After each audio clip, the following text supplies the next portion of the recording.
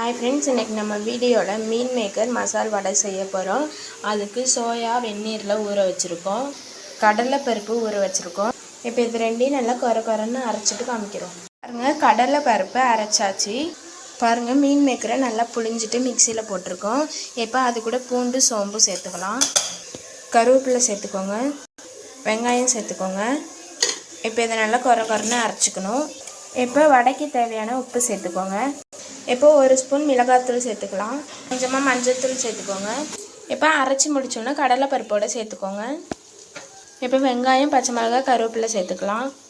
இப்போ இதை எல்லாத்தையும் நல்லா மிக்ஸ் பண்ணிட்டு வடை சுடுறப்ப காமிக்கிறோம். பாருங்கள், வடைக்கு இதுமாரி எல்லாத்தையும் போட்டு நல்லா பெசரியாச்சு. இப்போ வடை தட்டி போடுறப்ப காமிக்கிறோம்.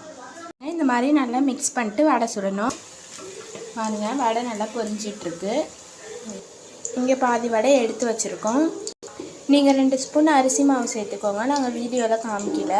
இப்போ எல்லா வடையும் சுட்டுட்டு காமிக்கிறோம். பாருங்கள், மீன் மேக்கர் மசால் வடை ரெடி ஆயிடுச்சு.